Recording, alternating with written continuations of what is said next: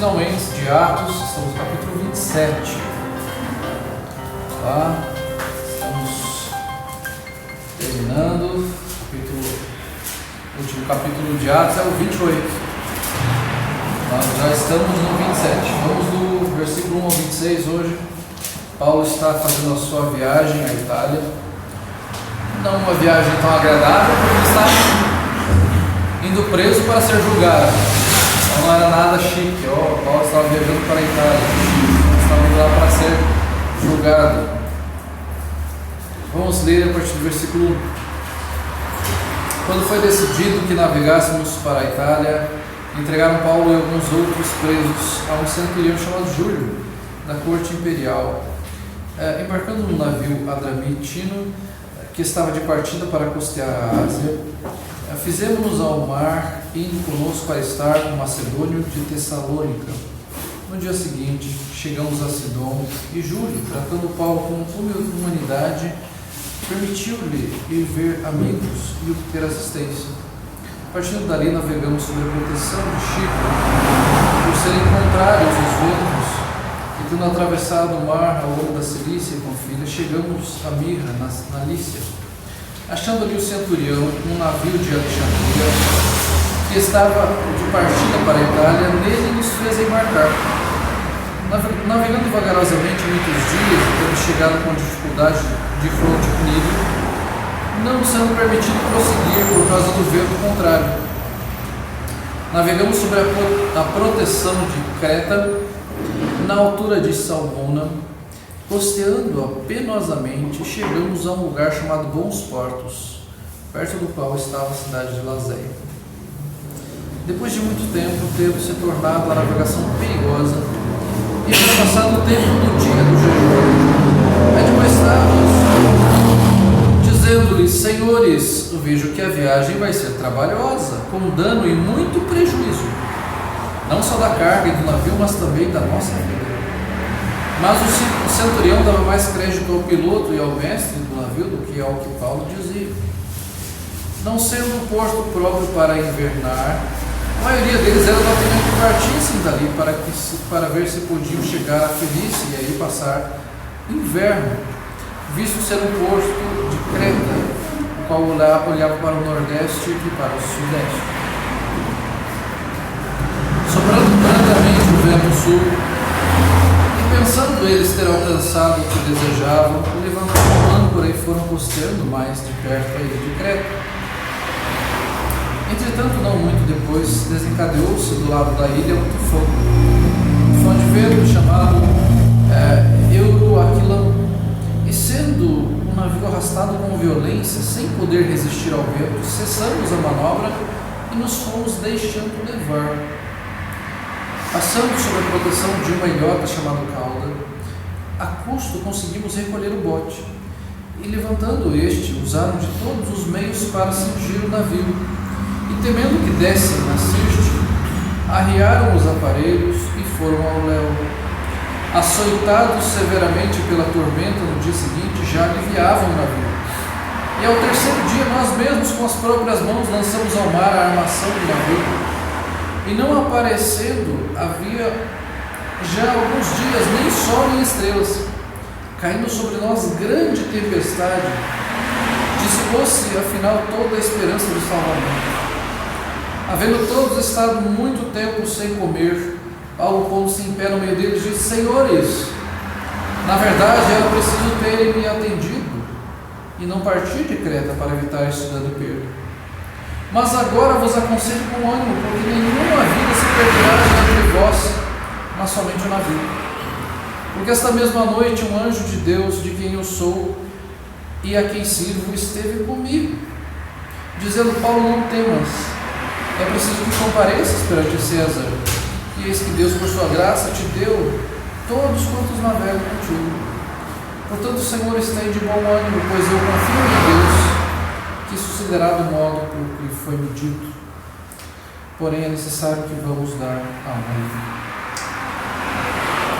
Então, esse texto mostra, e nós trazemos um mapa aqui, todos os locais que Paulo passa em direção a Roma, dá aqui todas as localidades onde eles passaram, Sidom, ali a região da Lícia, de Cnido, dos bons portos, aqui que ele cita, até ele chegar a Roma. Esse era o caminho de Paulo para que ele chegasse até Roma.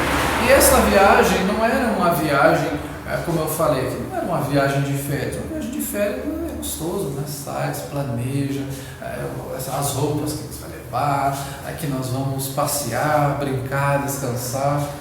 São viagens gostosas.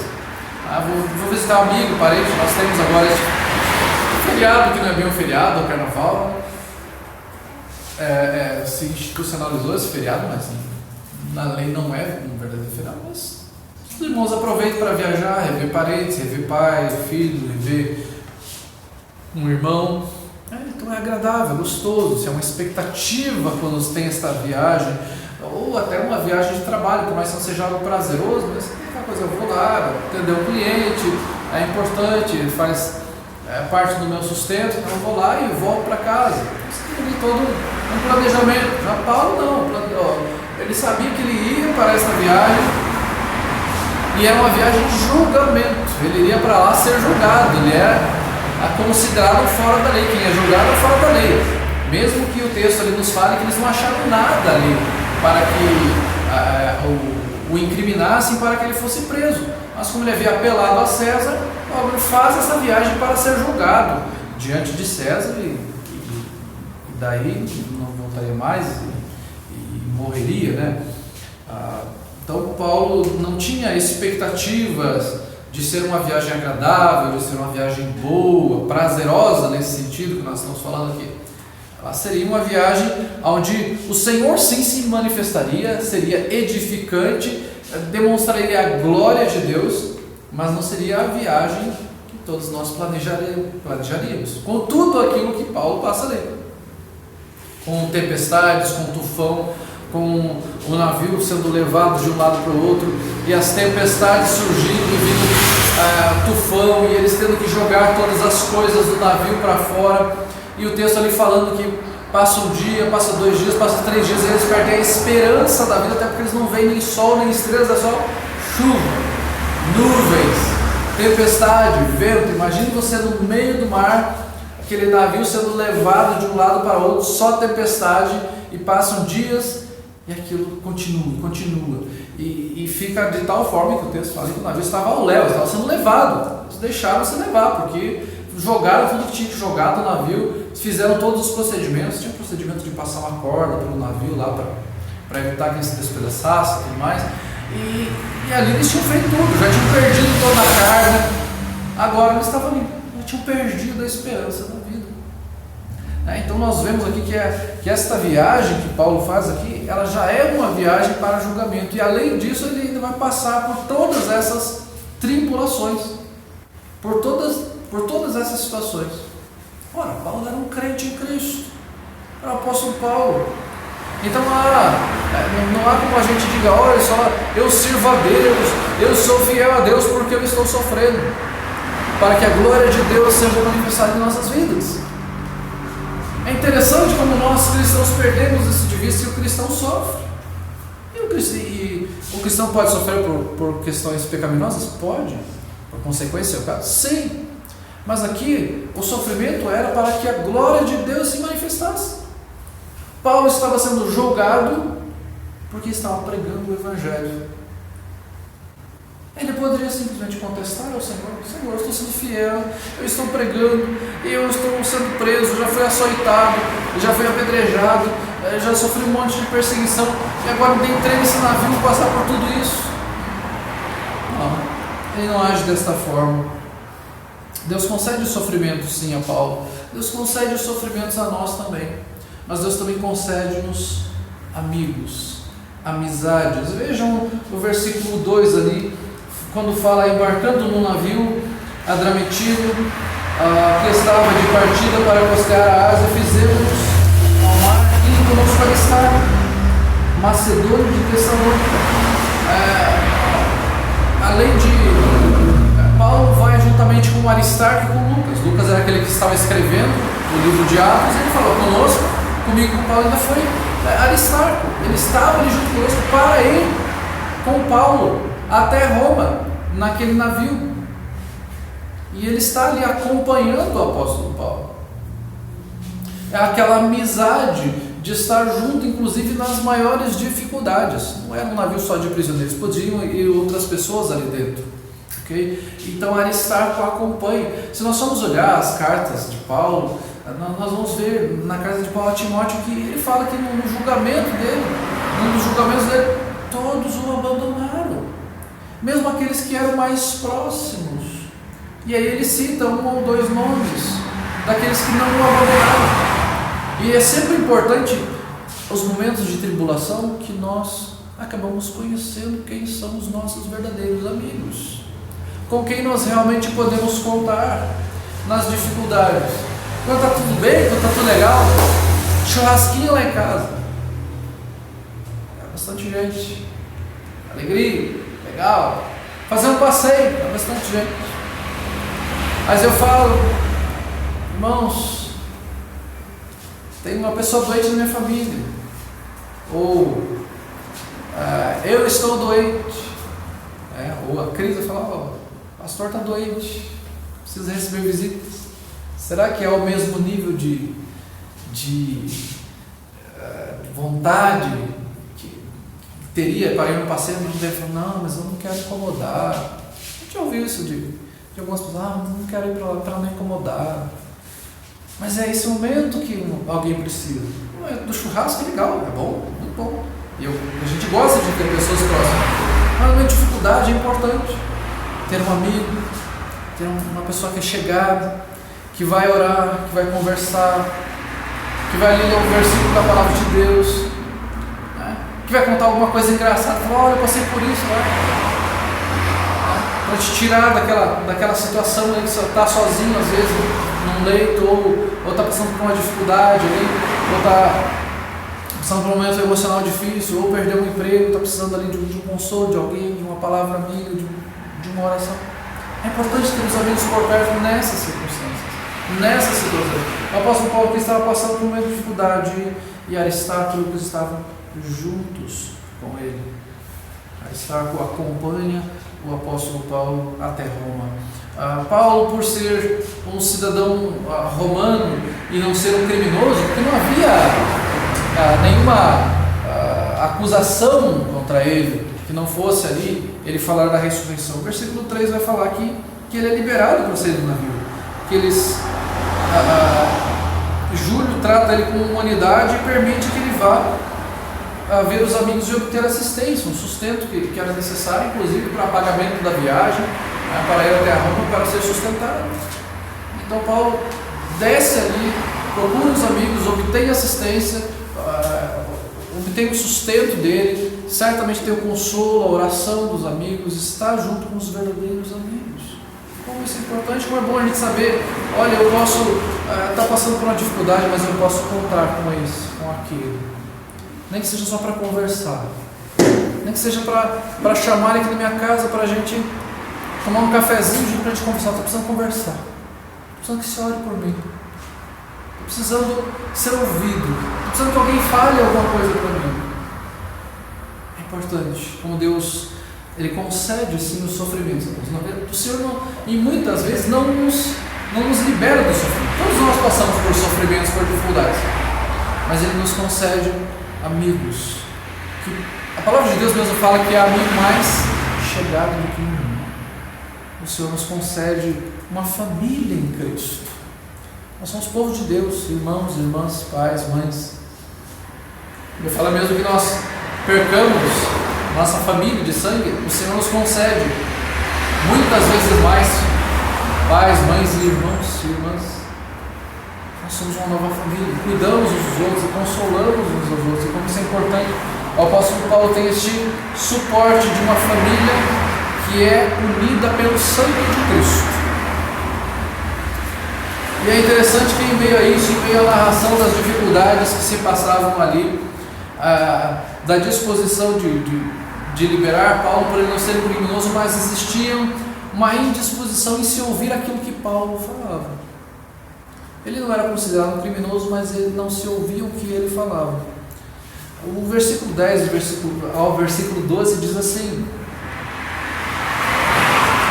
O apóstolo Paulo, quando eles estavam próximos a sair de viagem, ele disse, versículo 10, dizendo: Senhores, vejo que a viagem vai ser trabalhosa, com dano e muito prejuízo, não só da carga do navio, mas também da nossa vida. Mas o centurião dava mais crédito ao piloto e ao mestre do navio do que o que Paulo dizia. Não sendo um porto próprio para invernar, a maioria deles era da opinião que partissem dali para ver se podiam chegar a Fenícia e aí passar o inverno, visto a ser um porto de Creta, do qual olhava para o nordeste e para o sudeste. Então Paulo falou: essa viagem vai ser perigosa, essa viagem vai ser difícil, nós vamos ter prejuízo da carga, nós vamos ter prejuízo do navio, não seria bom que saíssemos daqui. Ele está falando aquilo que Deus falou com ele. Mas o que eles falam? Não, eu vou dar mais ouvidos ao capitão do navio, ele que entende de mar. Quem é você? Quem é você para falar de mar? Deus falou. Ele não era um marinheiro, ele não era capitão de navio. Mas ele falou: nós vamos ter problemas, nós vamos ter prejuízos. A indisposição de se ouvir conselho. Filhos normalmente têm essa indisposição de ouvir o conselho dos pais. Quando o pai vai aconselhar o filho, ele já dá aquela viradinha de olho. Meu pai vai falar isso de novo. Não quero ouvir conselho. Eu sei o que eu faço da minha vida. Eu que sei. Lá em casa ninguém usou esse linguajar até agora. Senão a vara da disciplina ia falar, pedir. Mas às vezes é muito provável que no pensamento isso aconteça. Está falando isso de novo. Eu sei disso. Meu pai não sabe de nada. Ele não entende. Ele não vive na minha época. A época dele é diferente. A indisposição do seu conselho. O empregado às vezes tem uma indisposição de ouvir o conselho do chefe. O patrão fala: faça desse jeito. Não, vou fazer de outro jeito que é mais fácil. Mas você tem que fazer isso aqui até meio-dia. Não, depois eu faço, não dá nada. Esse aqui você tem que atender o cliente dessa forma, senão nós vamos perder o cliente. Não, mas isso é frescura. Você tem essa indisposição em atender conselhos. Mas o pastor não é especializado nessa área para dar conselhos. Ele nunca passou por isso. Ele nunca se divorciou, ele nunca se drogou, ele nunca foi assassino, traficante, nunca matou criança, nunca foi pedófilo. Então como é que ele vai dar assistência nessas áreas? O pastor ele tem que ser especialista em todas as áreas. Então o pastor tem que, de repente, ele tem que fazer um sabático, se tornar traficante, molestador, assassino, psicopata, assaltante. Daí ele vai falar: agora eu tenho experiência, agora eu posso dar assistência para todos vocês. Não é assim. Não é desta forma. Mas infelizmente muitos, para tentarem tirar a autoridade, você não passou por isso. Que experiência você tem? A experiência é a palavra de Deus. É o que a palavra de Deus fala. Alguns irmãos, alguns pastores amigos, muitas vezes quando já estavam casados, mas ainda não tinham filhos, passavam por essas dificuldades. Como você vai aconselhar sobre a criação de filhos se você não tem filho? Mas eu estou te aconselhando de acordo com a palavra de Deus. Os meus conselhos são de acordo com a palavra de Deus, não de acordo com a minha experiência. A experiência pode ajudar? Claro. Eu posso passar por uma situação e ela me ajuda? Em certo sentido, sim. Mas o conselho vai ser o mesmo. O princípio, a palavra de Deus é a mesma. Porque o Senhor Deus está falando conosco. Não é o fato de eu não ter filhos. Mas aqui o texto está falando aqui de alguém que abandonou o cônjuge, e eu nunca abandonei o cônjuge, então não posso dar esse conselho porque eu não sei o que o outro está sentindo. Eu estou aconselhando de acordo com a palavra de Deus. Mas o pastor nunca passou por essa circunstância. Mas o conselho vem daqui. Ele não precisa ser especialista em todas as áreas. E aqui Paulo ele recebe uma mensagem do Senhor. E aqui ele não é ouvido, e principalmente porque ali há incrédulos. Se muitas vezes crentes não dão ouvidos àquilo que o pastor fala, porque ele não é psicólogo, ele não é psiquiatra, ele não é isso, ele não é aquilo outro. Ele só está, entre aspas, só está me aconselhando de acordo com a palavra de Deus. Quanto mais o incrédulo, que era o caso que não deram ouvidos. Não se ouvem os conselhos. E aí só querem ouvir o seu coração e achar que vão fazer aquilo que é mais prático. Não, vamos sair daqui, que aqui não é um bom lugar, vamos para outro lugar. Lá nós vamos dar ouvidos aqui porque vamos para o mais prático. Vamos arriscar. Você não sabe de nada, fica na sua aí. Você só entende falar desse Cristo aí. Você só quer falar de religião. Você só quer falar de Bíblia. E aí se dá a atenção, ao invés de dar atenção para o pastor, esse pastor só quer me dominar. Ele está falando ali que a Bíblia diz que eu tenho que ser bom mordomo daquilo que Deus me dá, que eu tenho que administrar bem os meus bens. Mas ele não entende nada, ele não sabe o que eu estou passando. Quero comprar aquele produto de R$2.500 e o vendedor diz que aquele é top, que aquele é a tecnologia, a última tecnologia que surgiu, que eu vou ser feliz com aquele produto, que eu me sentir realizado com aquele produto e que eu posso pagar em suaves prestações e 20 prestações, e que eu não vou nem sentir no bolso aquelas prestações. Então eu vou dar atenção para o vendedor, eu vou dar atenção para o meu professor, porque ele estudou bastante e ele me falou que eu sou ancestral dos primatas. O pastor falando lá daquele livro antigo lá, que nós somos a imagem e semelhança de Deus, nós somos criados por Deus. Mas o meu professor estudou, ele fez até a universidade. E ele falou que é por isso que eu gosto de banana, porque eu sou ancestral dos primatas. Então eu vou dar atenção para o meu professor, porque o meu pastor nem tem tanto, não tem os mesmos mestrados e doutorados do meu professor, então dá atenção, dá ouvidos ao meu professor e não ao meu pastor. O funcionário do banco que entende de finanças, ele me falou que o empréstimo vai fazer muito bem para mim, que vou poder realizar todos os meus sonhos. Ao invés de eu dar atenção para aquele pastor, ele falou: olha, não faça isso, você pode ter dificuldades financeiras, que você pode ter problemas familiares por causa disso, e que o Senhor quer que você dê um bom testemunho, que você olhe muito bem para aquilo que você tem ganhado, você deve estar contente com aquilo que você tem e trabalhar em prol de querer algo mais, mas não se enfiar em dívidas por causa dos seus sonhos. Eu vou dar atenção para o funcionário do banco, ele entende disso, ele tem experiência, o pastor não tem. História boa. Em disposição de se ouvir conselhos. Muitas vezes são uma área que pode ser frustrante para o pastor, como aquele médico que ele chega pro doente e fala: você está com essa doença, eu tenho esse exame e eu vou te dar os remédios para você tomar. Falar: não vou tomar não, eu sei que eu estou doente, mas não vou tomar não, eu vou continuar passando mal, mas eu não quero tomar os remédios. O pastor é a mesma coisa: você está passando por isso, faz isso, isso, isso, coloca isso diante de Deus. Não, acho melhor não, prefiro continuar assim então. Se tiver que abrir mão disso, se tiver que pedir perdão, se tiver que fazer aquilo, se tiver que restituir alguém, não, prefiro ficar desse jeito mesmo. Não se ouve conselhos, indisposição. Paulo mesmo assim continua sendo perseverante em aconselhar. As coisas começam a acontecer, vem aquele tufão, vem as dificuldades, vem os ventos, e na igreja também da mesma forma o aconselhamento vem, a negação do aconselhamento vem, e os ventos e as dificuldades vêm, alegorizando um pouco aqui, as dificuldades vêm. E aí o apóstolo Paulo,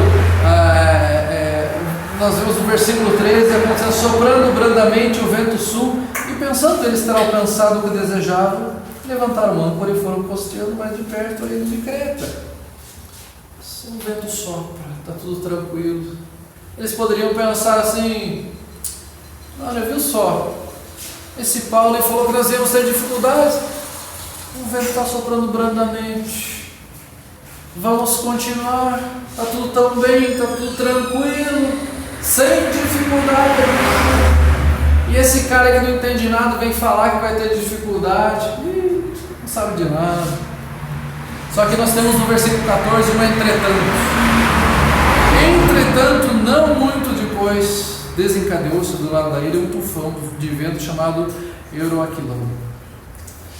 Então ali já vem as dificuldades, vem os ventos, as tempestades, grandes dificuldades acontecem, há medo diante deles ali, toda aquela escuridão, ventos, chuva, tempestade, tufão, o barco sendo levado de um lado a outro e todas as dificuldades vêm e eles perdem até esta esperança de vida.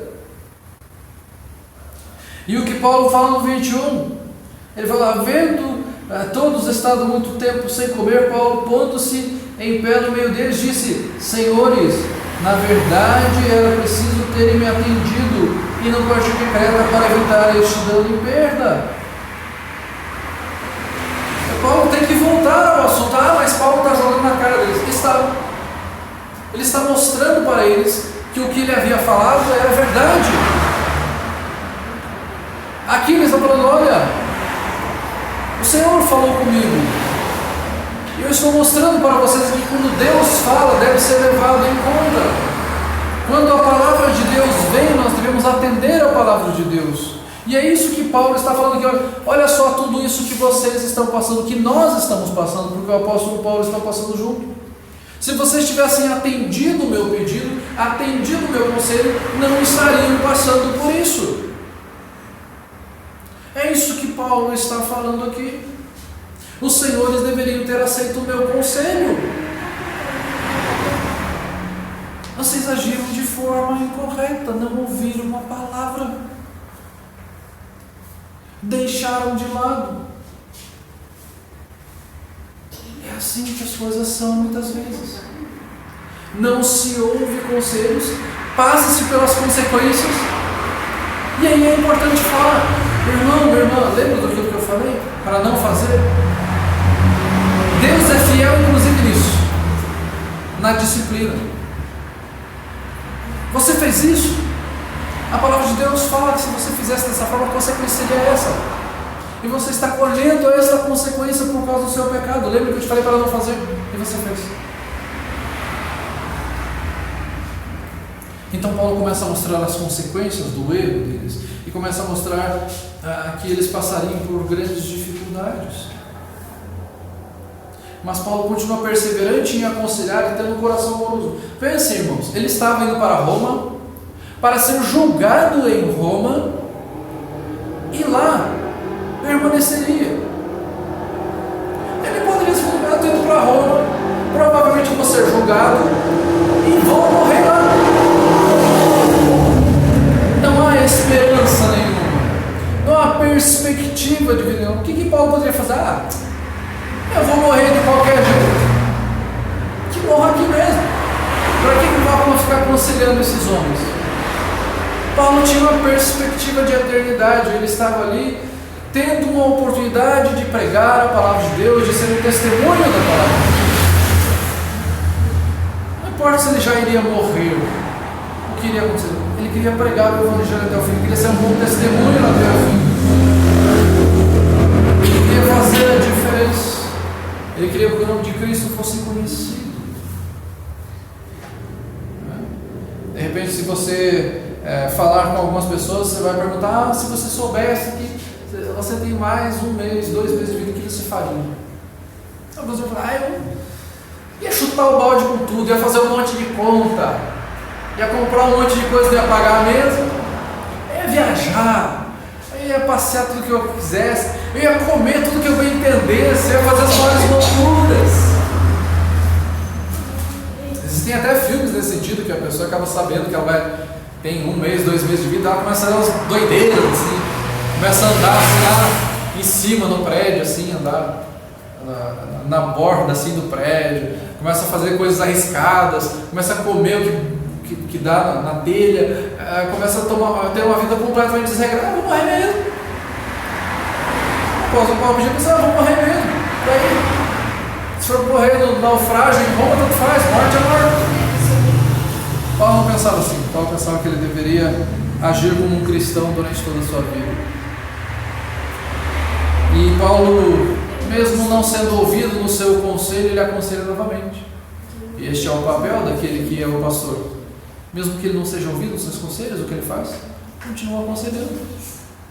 E ele não é ouvido, e o que ele faz? Ele continua aconselhando. E se ele não é ouvido de novo, o que ele faz? Continua aconselhando. E aquela pessoa não ouve, e ele continua aconselhando. E de novo, e de novo, e de novo. Porque esse é o papel do cristão, esse é o papel do pastor. Paulo então aconselha aqui, versículo 22 em diante, mas já agora vos aconselho, bom ânimo, porque nenhuma vida se perderá de entre vós, mas somente o navio.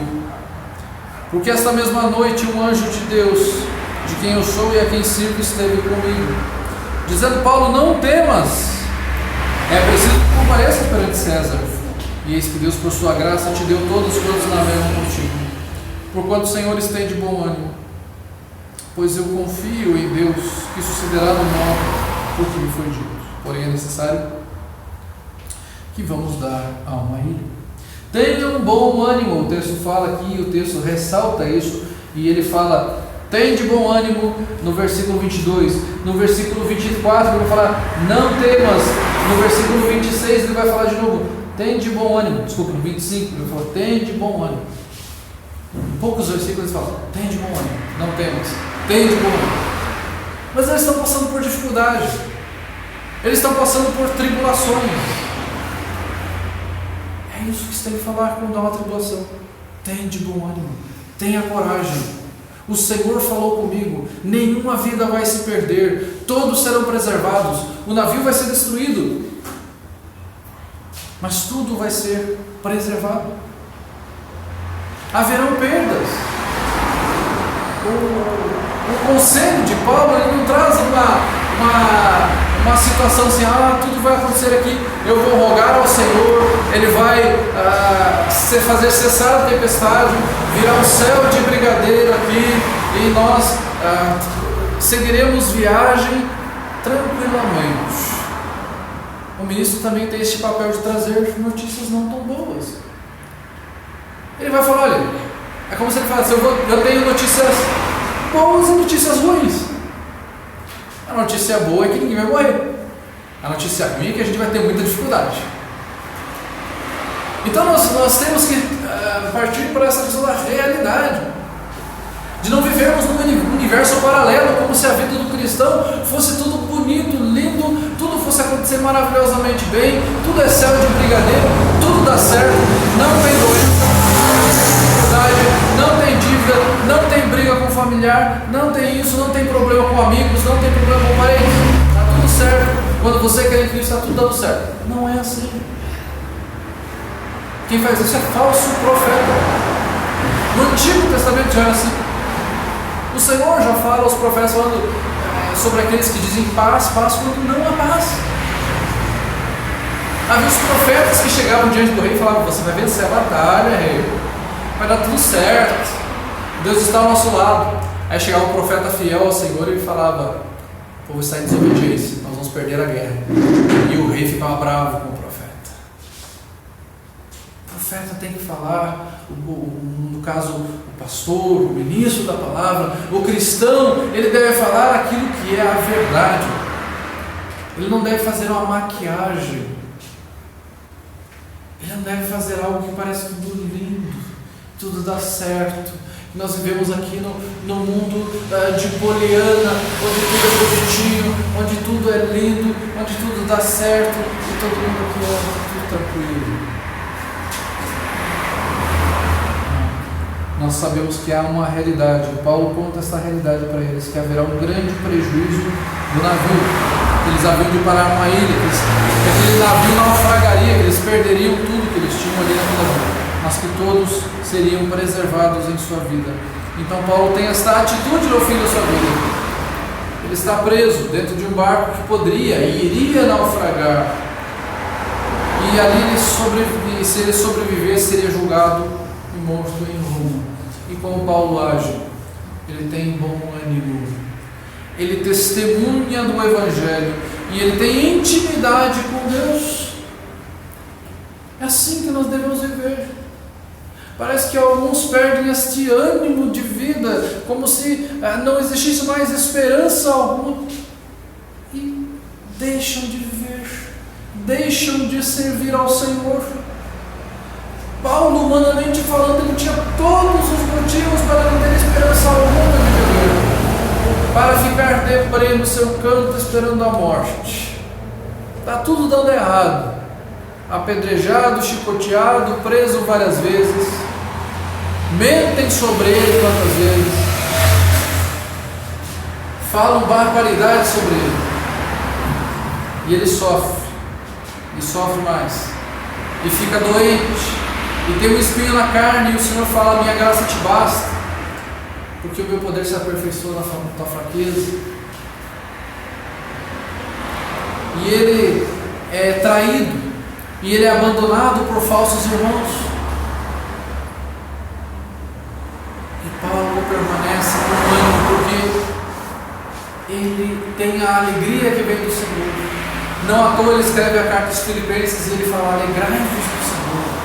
Isso nos digo, alegrai-vos, porque a nossa alegria está em Cristo, o nosso ânimo está em Cristo, e o nosso testemunho cristão permanece em toda e qualquer circunstância. Agora as coisas estão dando certo, agora eu vou testemunhar de Jesus. Mas agora estou passando por uma dificuldade, não tenho mais ânimo de falar de Jesus, é muita dificuldade, é muita privação, é muita coisa uma em cima da outra, eu não consigo nem falar de Jesus. Perdemos a intimidade, nos afastamos de Cristo. Paulo tem esse testemunho. O Senhor está falando comigo, Paulo. O Senhor está falando comigo. Vocês não vão se perder. Vocês terão essa libertação. Vocês continuarão vivos. Ele tem intimidade com Deus em toda e qualquer circunstância. Esta é a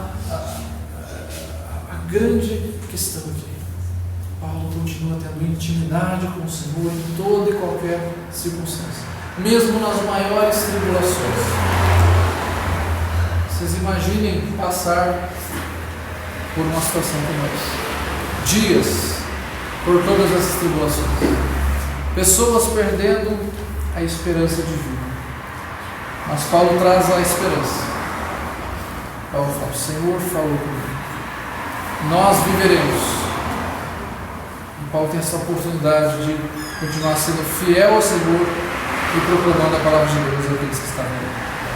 Nós também tenhamos esse desejo no coração em toda e qualquer circunstância. Vamos orar ao Senhor.